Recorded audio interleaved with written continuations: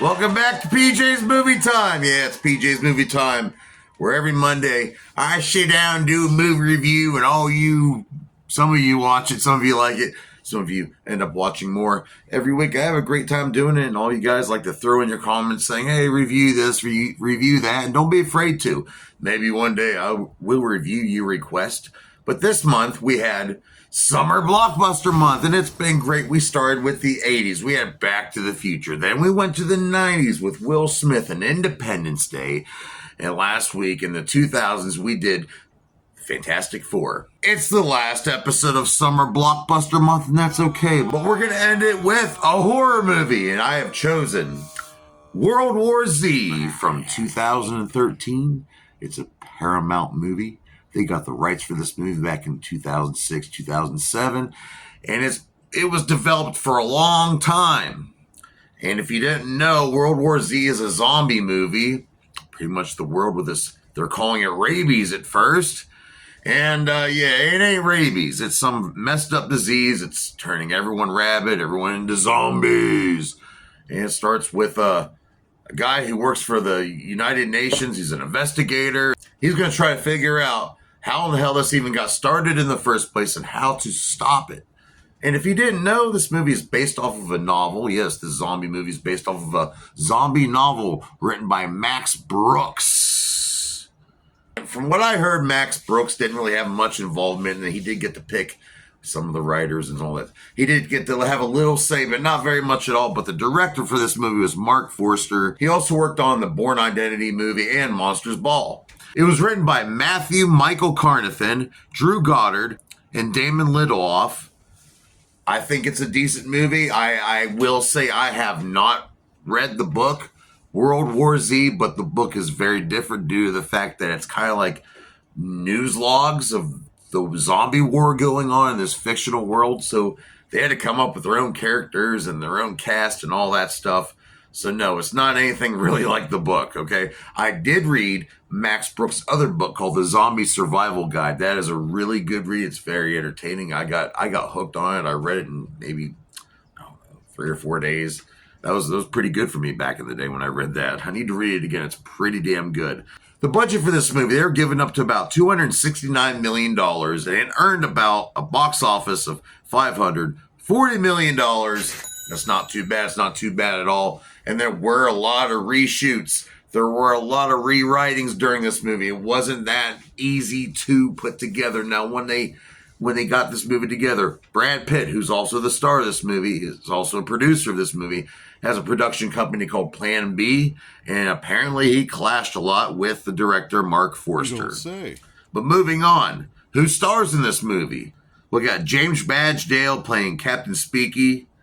We have David Morse, who's this random prisoner who knows a little more than everyone else and helps assist Brad Pitt with his investigation. And I really do like the actor of David Morse.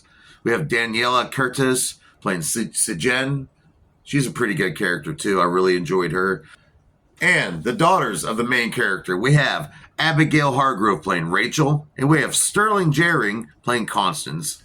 And also we have the wife, the very cool wife. I like her character a lot. Karen, who's played by Marielle Enos, and starring in the movie playing Jerry Lane, Jerry with a G, by the way, Brad Pitt. He is a really good actor. Mr. and Mrs. Smith. That's a good movie. He's been in a True Romance. I really like his small role he had in True Romance. And if you didn't know, he has a cameo in Deadpool 2, but I'm not going to tell you who it is. I want you to guess. Brad Pitt, but like I said, he was a producer of this movie. Kind of clashed with the director a lot. I guess that happens in Hollywood a lot. But in the end, it came out there's a lot of reshoots. They did a lot of CGI stuff. Now, I mentioned earlier, they got the rights to this movie about 2006, 2007. They started developing it in 2008. It was in development at home for quite a while. Then they finally started working on it in 2011. And Brad Pitt, I'm scratching my balls right now. A lot of this was CGI zombies, okay? They did have some close-up zombies, but there were some pretty cool special effects in this movie. And these zombies can run. These zombies, you know, one bite within like, what was it, 10 to 12 seconds, you're fucking done for. You're a zombie too. But the production company in charge of this, we had Industrial Light and Magic, who I've mentioned many times here on my show, Moving Picture Company, Cinesite, Howland Entertainment, and Unit 11 Productions all had a hand in this.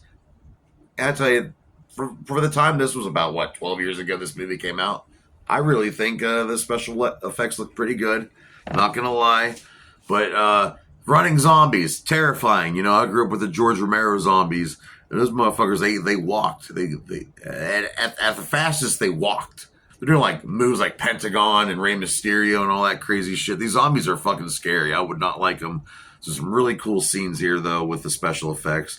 And I'm going to say the special effects. I keep saying special effects. I'm going to stop saying special effects right here. I'm not saying it anymore. Those things were really cool. Them shits look good. When they were filming in Budapest, they got raided because they had all these fake, like, machine guns and stuff, like all these fake-looking weapons. They got raided. They almost got arrested. But the case got thrown out in court. But I think that's pretty interesting that they shipped over these... They thought they were shipping real weapons over. They were just props, though. That's pretty insane in my opinion. The cinematographer for this movie was Ben Saracen, and they filmed Law in Glasgow, Scotland, Law in South London, Cornwall, and Budapest. And this place, one thing about this movie is I like how this zombie movie is really a world apocalypse movie, because it doesn't just show you what's going on in America. It shows you what's going on over in Israel. It shows you what's going on in India. The whole world's fucked, y'all. It ain't good for nobody, baby. And the acting really wasn't terrible. There is a unrated cut that just has like, I don't know, 6 or 7 more minutes. It's the one I actually watched for this review. It was kind of disappointing. It was just a little bit of extra footage, a little more blood. Not too much, nothing too crazy. There is an alternate ending to this movie. You want to check it out. I think it's here on YouTube. And also here on YouTube, if you want to check out all the behind the scenes, which is pretty interesting. It's pretty cool showing them how they made the zombie hordes and all that. And I'm really into that. I do think the idea of the zombie hording together, that's pretty cool, because before they were all just kind of like bumping into each other and all that. These zombies are all like synchronized. Once they smell meat, like the other one's like, yep, we're going after that. And like I said, they're leaping, they're doing like Spider-Man jumps in the air. It's insane. I freaking hate it. This movie, when I first seen it, when it first came out, I had such bad anxiety from watching this movie, because these terrible things were happening, and I could just feel myself being surrounded by this chaos and like, what the fuck would I do? But it just shows you typically what mankind would do. We would panic, freak out. Most of us would just, you know, fight for scraps. The other ones would keep some humanity. But fortunately, this movie has somewhat of a decent, good ending. I'm not going to give away the ending. I never spoil movies on my movie time, so don't worry. But if you do want to watch this movie, I think it's on Paramount Plus right now. But also, if you're a big zombie fan, this is a really good one to watch. Add it to your collection. The 4K looks really good too, especially when you see the zombie hordes. They're just climbing on top of each other. It's freaking nuts. There was supposed to be a sequel. It was supposed to come out, I think, back in 2019. Didn't happen. I don't think it's going to happen. There was budget problems, I suppose, is what I heard. Max Brooks, he came up with one hell of a freaking universe here.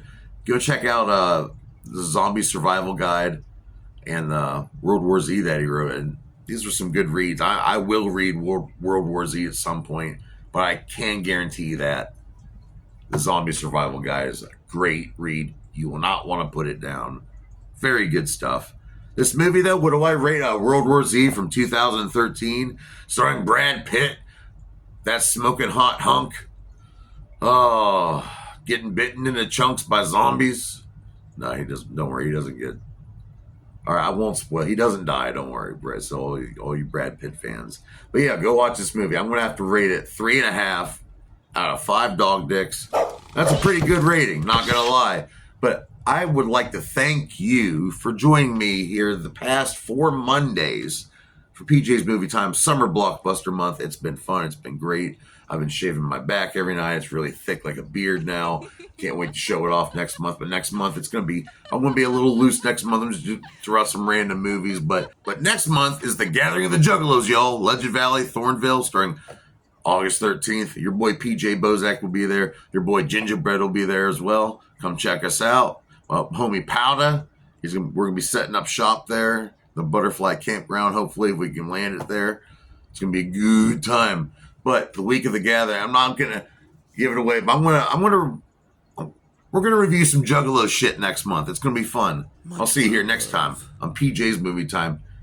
Feed your kids, pay your bills, take care of yourself, ignore that negativity, and keep it to the side, motherfucker.